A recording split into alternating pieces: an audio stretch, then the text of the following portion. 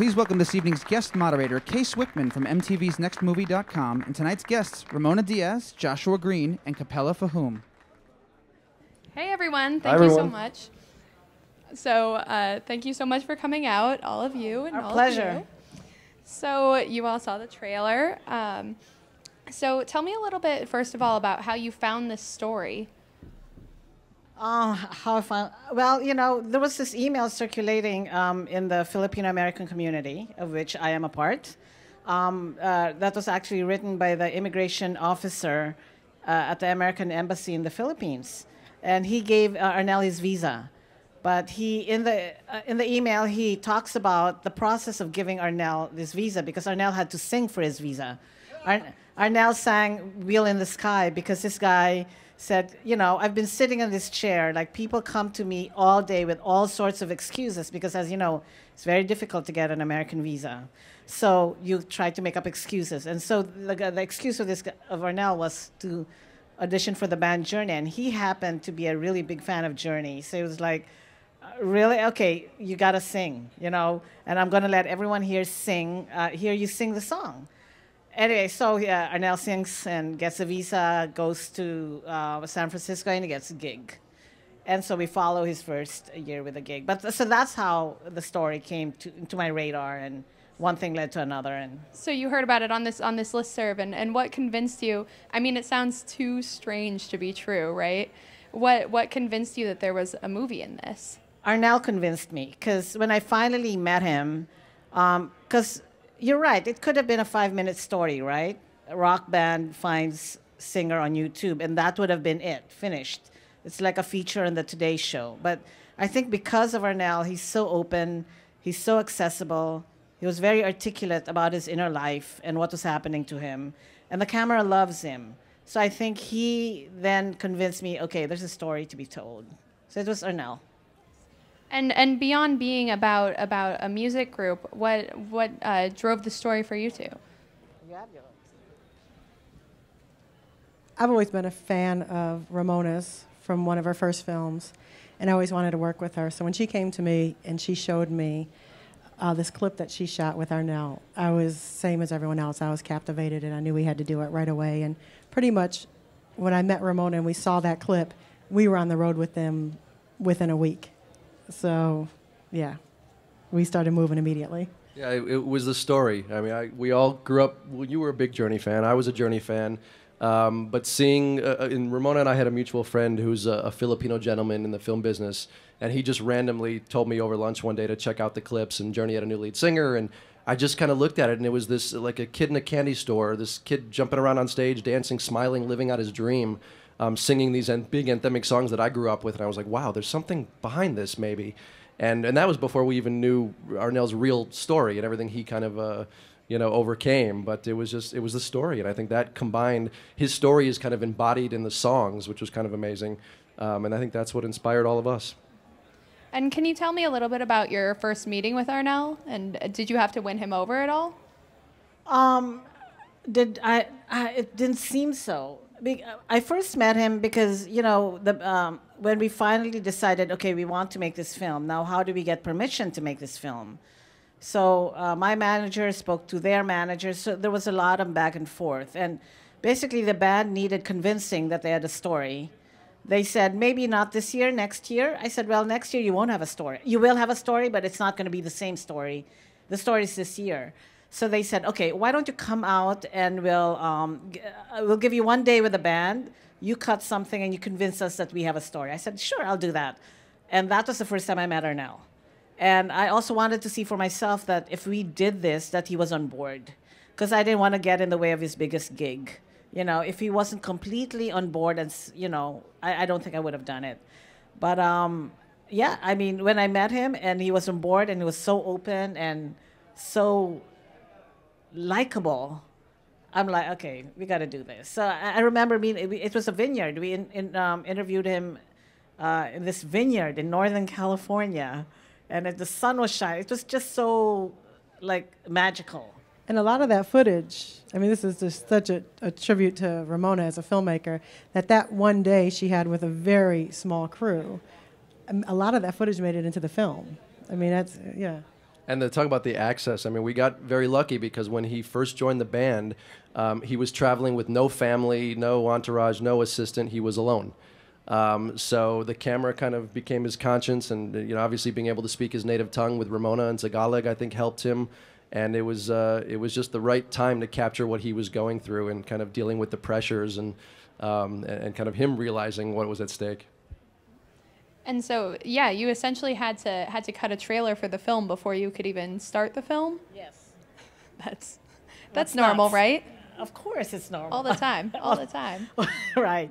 But basically, I guess it's normal for documentary filmmakers. You always have to prove you have a story because you have no script, right? And it's all a matter of writing a treatment and hoping for the best. You're hoping that this story is going to turn out this way. But everyone knows anything can happen. So there's no script to base your anything on.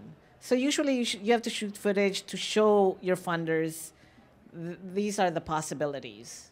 We were just talking about earlier how we stuck a card at the end of that trailer for the ending that we wanted to see. And I think it put the seed even into the band of what was possible, and even Arnel. And we won't say how the movie ends, but it was fortuitous. Did you get the ending that you did want to see? Yes, we did. And so you were talking a little bit about access. How long were you on the road with the band, and did that kind of access grow, or how did you gain the trust of your subjects? That access grew pretty slowly. It took a while, but we eventually got it. I mean, Ramona gained the trust of one person and then another person and then another person. We were told sort of midway into it that there was a circle of trust. And this is the band, and this is us.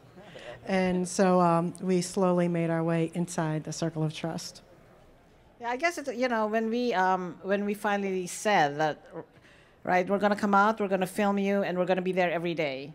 I think they said yes, but they had no idea what they were signing on to because they were used to just, features, like the big networks coming in for a day or two, filming them, and then leaving. We were there every day. And so I think at some point they just, they just sort of gave in to the process and gave us more and more access. And I think when they realized that we weren't going to try to catch them doing anything, it wasn't a reality show. It wasn't a gotcha moment. So I think we gained their trust that way. Caught the rock band being a rock band. Exactly. Yeah.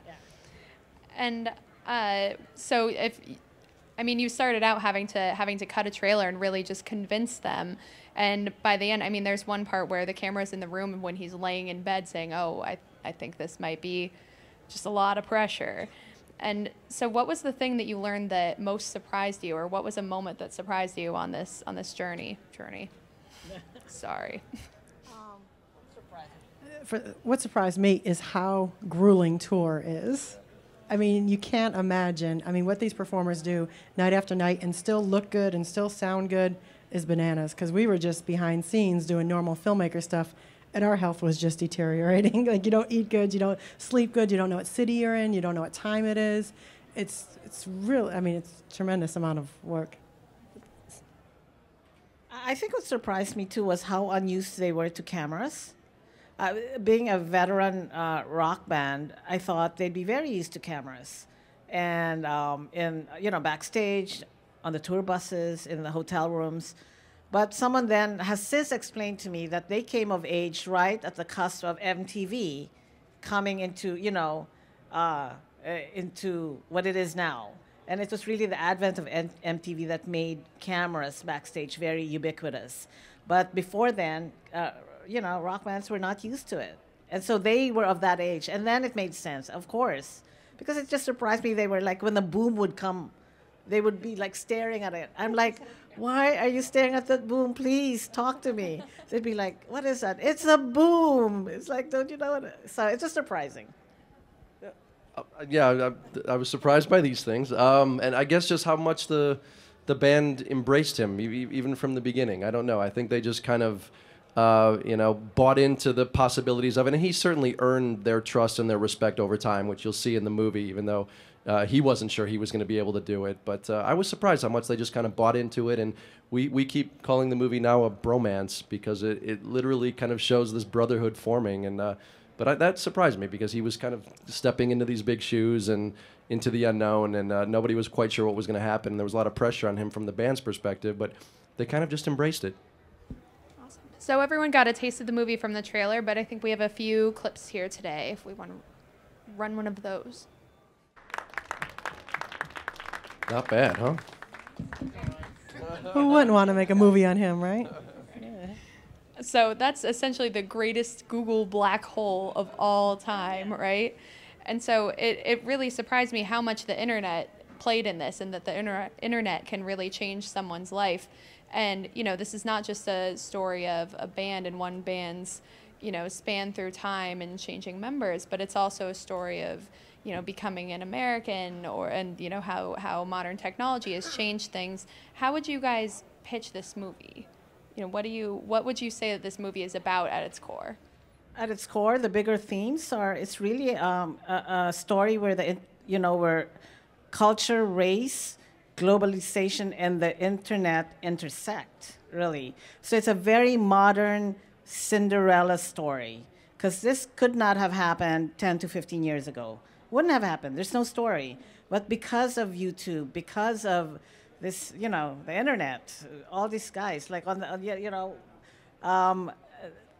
it's possible. So those are the bigger themes, I think, of the story. I wouldn't pitch it that way, but those are the bigger themes of the story. For me, it's Don't Stop Believin'. I mean, Arnel, Noel, who put the clips up, and Neil on his band, and us on the movie. like you just don't stop believing. Just keep putting one foot in front of another. Same. It's that age-old, you know, fairy tale of somebody overcoming all their obstacles and continuing to dream and not give up, and what's possible when you have that belief, and when people have that belief in you. And a little bit about the title. How did you choose the title? Was that clear from the beginning? You know, it's been there from the very beginning. It was a working title, and then it became just a title because we stuck with it for so long. We knew we wanted Don't Stop Believin' in the title. You know, we always knew that. But Everyman's Journey just... He's every man. He's every man, and it is Journey. Huh? So were you guys familiar with Journey? Were you big Journey fans before you came onto this project? Capella was a groupie. No. I wasn't a groupie. I was a fan. Big fan. We're not hardcore fans. We've seen the hardcore fans. We're not hard. But I think I have a newfound respect for the band, because they've been able to create this very timeless pieces of music. Not one, two, or three. Like an entire catalog of timeless pieces of music that are incredible and work every time. We saw, I mean, performance after performance. Every time separate ways would come out. It's like everyone gets so excited. It's like the first time they heard it, but you know it's not the first time. But the energy of freshness is there. It's pretty incredible. That's very difficult to do, you know. And 40 years. They've been around since 72 or 73. So to be able to endure and to have the music endure that, you know, for decades and still have the impact that it had, you know, that the songs have, and that so many of them have, is pretty incredible. And it's hard to think of anything else that has gone on for so many decades. And, you know, members have come and gone. They've even, you know, you would think that you wouldn't be able to replace such an iconic lead singer. And is there anything else other than music that can really go on like that you can think of? Our film. Ah. Our film will live on forever. But I don't know. That's a good question. I get, yeah, some films, right? Art forms, yeah. And so, not all of your documentaries are music documentaries. This is the truth, yeah. Mm-hmm. Yeah. Are there any specific challenges to making a film about a band, or does it have a built-in soundtrack, things like that? The challenge, especially for this one, is its journey. You know, it's one of the most really difficult and expensive catalog to clear. And even if the band agreed to making this film and agreed to license the music for the movie, it was still very difficult to clear all the rights, because really at the end of the day, the band doesn't control all the rights. There's still publishing rights, Sony's involved, Steve Perry's involved, lawyers, wives, ex-wives, children. I mean, so many people are involved with the clearing of music, that it was a special challenge, especially for the Journey catalog. I mean, I think "Don't Stop Believin" is one of the hardest songs to clear. So. And is it really different shooting concert footage versus the kind of up close and personal or talking heads? Yeah, I never saw this as a concert film, so we never shot footage like a concert doc would do it, except the last, if you see the film at the end. But otherwise, we were in the pit, and my main interest was Arnel, so keeping tight on Arnel was really the guiding principle throughout the production. And so one of the golden rules sort of documentary filmmaking is that you don't intervene. Was there ever a time when you wanted to teach any of them something or step in? No, I never do that. I'm an observer, and I think to have done that would have broken the fourth wall, and you really try. I mean, like Capella said, we really earned our stripes. We really worked our way into the inner circle. And in order to do that, I think we needed to blend into the background, into the furniture. We needed to be flies on the wall. So I think if we stepped over that boundary, it would have called attention to ourselves, and that would have been not good. You don't want to tell the flies on a wall story? Oh. Okay, so we were trying to sell. Okay, we have a fly on the wall story. Like I said, it was such a surprise that this man was not used to cameras. And so we said, we're going to be flies on the wall. You're not going to notice us. Just go about your day. Don't do anything special for us. So we're shooting 1 day, 2 days, 3 days. And then after the third day, they're like, wait, cut. You guys, you said you were going to be flies on the wall. And we're like, well, that's a metaphor, right? You're going to still see us. But just don't mind us. Just don't mind us. You're still going to see us because we're like people. We're going to be in your space, but we're not going to try to interfere with your everyday life. That's what we mean. They go, okay. But it's just funny. It's like, yeah, we're still here because we're not flies, really. Hidden cameras around the room. I know. They thought it was like lipstick cameras in the tour buses and stuff. We're like, no, we're going to be actually take up space in your space, but pretend we're not there. You will see us. So what was it like traveling on like the tour buses and everything with them? Oh, girl, we didn't travel on tour buses. No, we traveled. There's 5 of us in a minivan, 2 camera, 1 audio, Ramona and myself. And we were in a little minivan with all our luggage, all 5 of our luggage, 3 women, and all our gear. And we just traveled the country like that behind these big tour buses. And the plan was always for me to sleep while they were working during the concert. Then I would be the driver, because sometimes the drive might only be 2 hours, but sometimes it could be 8 hours, 8 or 9 hours between locations. And that never happened. And so we would end up staying up, and they would take turns staying up, singing Journey with me and keeping me up. And yeah, but we weren't in tour buses. So is Journey your karaoke jam now? Do you have the catalog memorized? Yeah. I mean, yeah, we literally sang Journey all night to keep us awake, to get to the next city, I think they're forever itched in our brains. In a good way. Yes, in a good way. And I think that we had another clip that you wanted to show. Which one? Peter? Oh, you want to set it up? Oh, yeah, so people always ask us what was, in documentary filmmaking, there's always surprises. So this was one of the, a really wonderful little golden moment with Arnel backstage right before he goes, I guess we were in Los Angeles. Greek. At the Greek. So this is it. And there were so many other big stars because it was Los Angeles, the Greek, Like Katherine Heigl and all these very pretty. Really big stars there. But Arnel got most excited when he met Jason, which is so really, it's very telling of Arnel, and it's like this little club they have of lead singers. I think that we're going to go to some audience questions.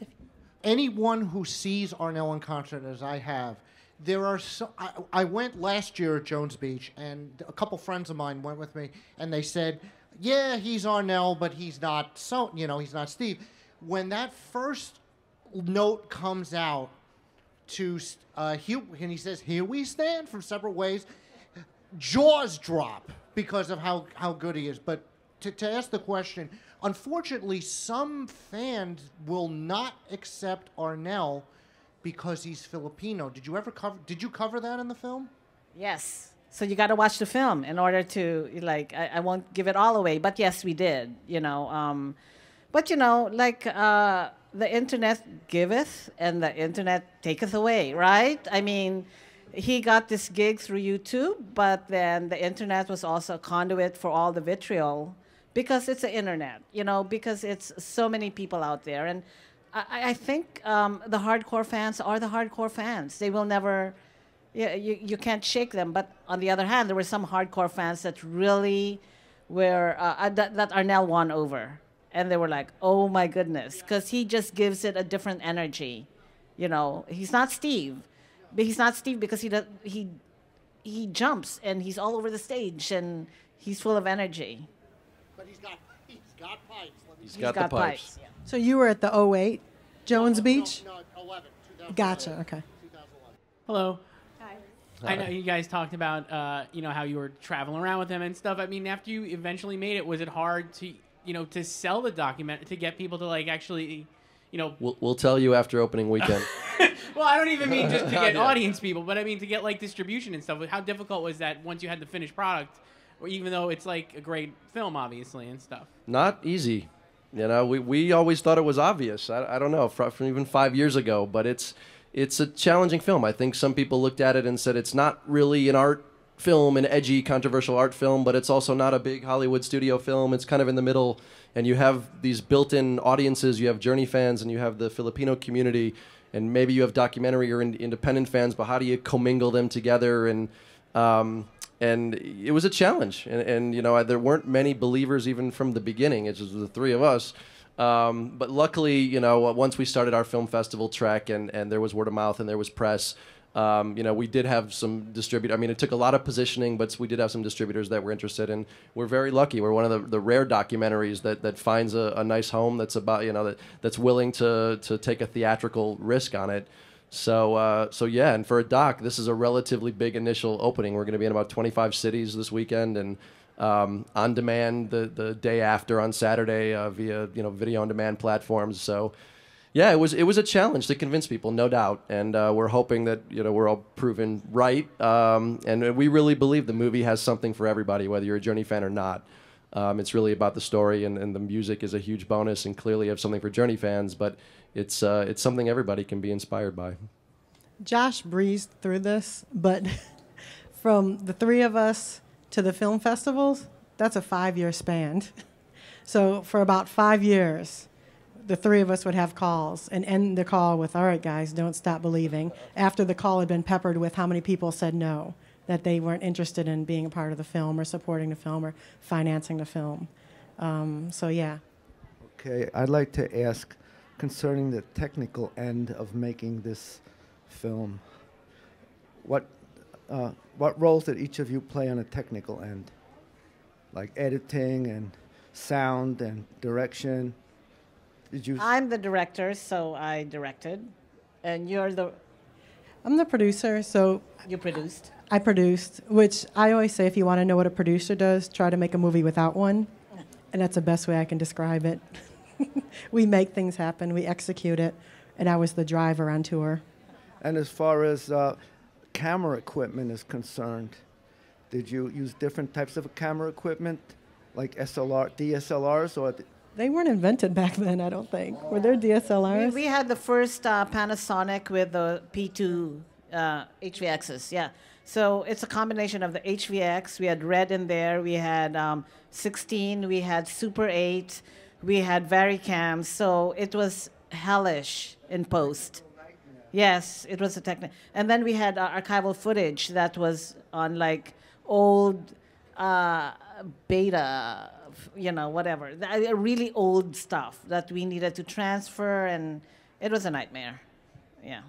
I was curious that, this film mainly focused on actually the new vocal, the Arnel Pineda.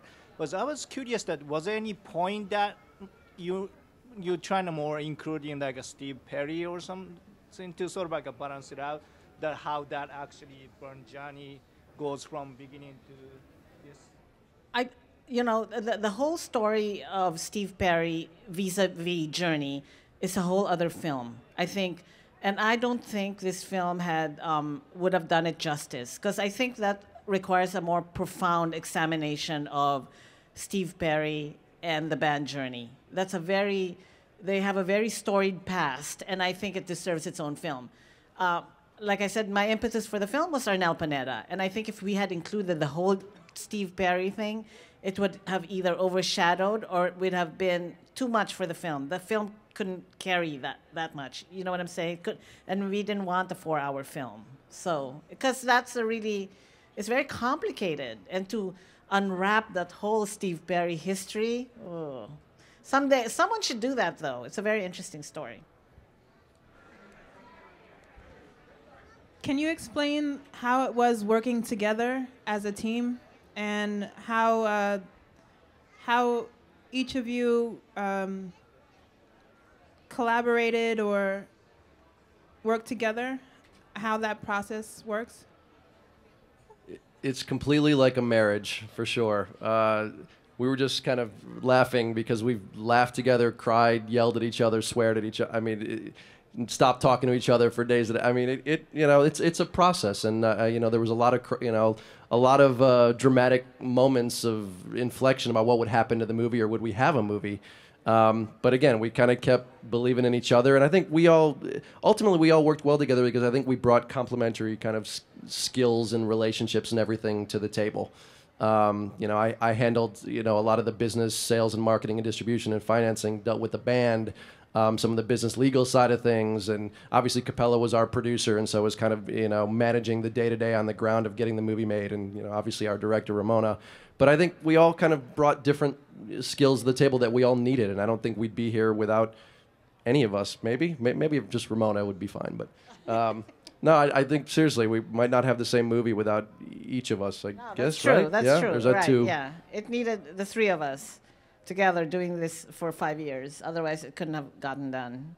But it was tough. You have your really bad shooting days where Capella's like, "We're leaving." I'm like, "We are?" Well, Yes. that day that I said that, though, actually That's true. You have to put it in circles context. around, and we got some great footage because I demanded we were leaving, and we went and it answers your question, I think, about the converted Steve Perry fans. We were able to get some great footage because of that. What happened that made you say that you were leaving?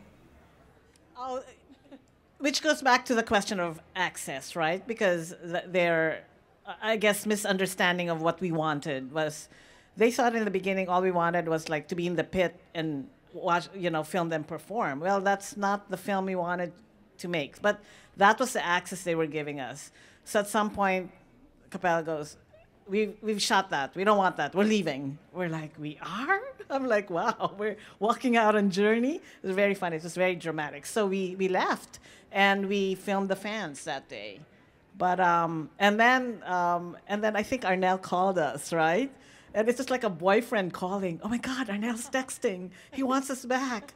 And it was very funny. What do we say? Yeah, what do we say? So it took like 5 of us, the crew, Capella, myself, Jim, who did sound, Julia Degler, cinematographer, and someone else. We were all there composing this text to Arnel, like, okay, we'll meet you in the next stop. We'll be there, but please allow us in your dressing room. So, that was part of the process. But that Sounds was like the a only boyfriend. time. That was like a boyfriend. I felt like, what are we going to say to him now?